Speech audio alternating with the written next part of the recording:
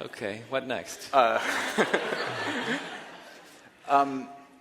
you want to talk about sort of? I mean, maybe we should talk more about the sort of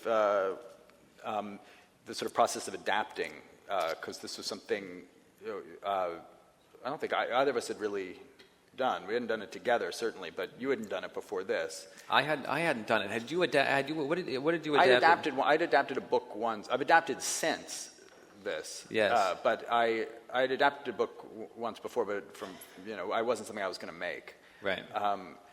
I mean, did you feel in any kind of conscious way that you wanted to do something sort of outside yourself, or kind of outside, even though this feels very much like inside yourself? Well, I think I don't recall deciding to do this movie. I've been trying to remember because people have asked me, but I just don't have any recollection of it at all. I know I think I had an idea to do a stop motion film and the idea of doing this book sort of together. I've had this copy of the book that I got as a child. It's one of those books I never put it away in a box. It's always, it's on my shelves in New York. I've had it with me. But I feel like any version of trying to answer why did this happen or anything is just me trying to come up with some rap about it. And I actually have no. But given idea. that you did it feel different to you in a way to do something that you had to tell a story that you didn't, even though, I mean, the book is the middle of the movie. Yeah. Well, I remember, we had this section to do at the front, and I don't think we'd even particularly thought about what was going to happen. We knew we had this sort of thing we needed to write at the beginning, and then I remember, I think, we wrote at Gypsy. We'd done some preparing, so we wrote at Gypsy House. We wrote in Paris. I feel like I remember when we segued into the part, we had the part that we'd added at the front, and then when we segued into the book, I thought, I was kind of thinking, okay, now we need to work on this part, and what are we going to do here? Well, let's see what he did in the book. Right. And I thought that was great. Somebody already wrote this. I know, it didn't. I know, it didn't even occur to us.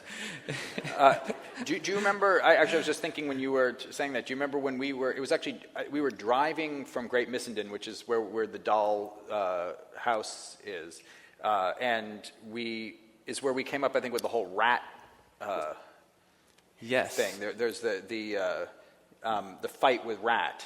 Yes. I remember, first I remember something that's not in the film, but that we had in the animatic version. That was a good bit. I actually think it probably should have been in there. The wristwatch. The wristwatch, yes. Yeah. This was, and I'll be indiscreet, I suppose. I remember being at a rehearsal of a concert in Central Park, and I think Sheryl Crow was in charge of the concert, and she had gotten Eric Clapton and Keith Richards both there, and they apparently hadn't spoken in 35 years or something, but had been best friends in high school, or when they were 16 or something, and there had been something, I'm sure some people may know the thing, but there was some falling out over a girl, and during this rehearsal, I was watching the show saying, yeah, they haven't spoken, and they're doing their thing, and then something happens. One says something to the other. There's a moment, people looking around uncomfortably, and then Keith Richards walks away from him across the stage and then turns back and says, "I've still got the watch." And Eric Clapton says, "What?" He said, I've still got it. She never asked for it back." Which, by the way, he had nothing. He had weird. I think he had earrings wrapped around his hands. But I saw that moment. And I was like, "What was that? That was interesting. That was real." Which is sort of a lot of our writing together is sitting around until a story like that, you say, "You know what I saw?" And then you tell that story. And then There's no imagination beyond that except let's put those lines into the animals' mouths. The rat has a watch. And we had a whole thing where the rat, I don't know if people have seen the movie, but the rat, who's is Fox's nemesis, has the watch and says, the rat says, I still got it, right? The rat says, I've still got it. Yeah. Yes. She never asked for it. She never asked for it back. And it actually, part of the problem was, that actually, we wanted that in there, so it introduced this sort of undercurrent that had the rat had some kind of affair with Mr. Fox's wife. And I don't know if it was worth it. It's confusing. Well, but then but then the thing we were made. So we did do that. Then eventually, I think then we didn't have it. We still have he does have a calculator wristwatch, which, if you're watching, you might say it's a bit. Is there something we're missing about the watch? You almost might sense that there's something that's been removed. The watch is showed more than you would show. Yes, it's a bit displayed. Yeah. But I remember that car ride from Gypsy House. That's what you were talking about, right? And we were trying to figure out the rat's death. And we did, I think we put in the whole wristwatch thing in that car ride. And then we were we had the idea that when the rat died, his eyes just turned to X's, right? Yeah, yes. And the driver, I remember. We were talking the scene out in the car. And it's sort of like a meta death scene. I'm not sure exactly what it's operating on some level. I couldn't quite put my finger on, but I like it. I like that level. Which is when people say, but will kids like this movie? Yeah. If they had heard us talking about a meta death scene,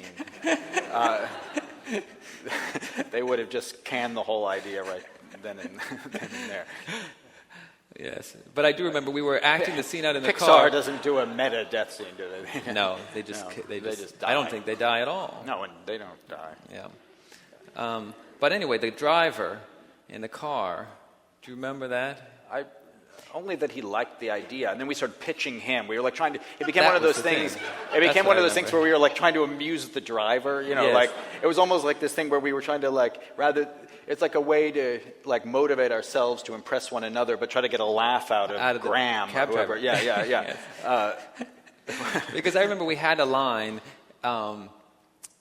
He redeems. He said that he dies. He's saying he redeemed himself, and he says very sadly, yeah, but in the end, he's just another dead rat in a garbage pail behind a Chinese restaurant. Right. And the driver was like. And we were like, did you like that? I do like that. He got it pretty into it. But I remember him saying it in a way that I felt like we really were just amusing him. Yes. That there was nothing universal about this. Yes. That it was a it was like, yes, audience. I really like this, and I'm thrilled that you two guys are going to put this in a movie. And I'll be the only one laughing. Yeah, exactly. Yeah.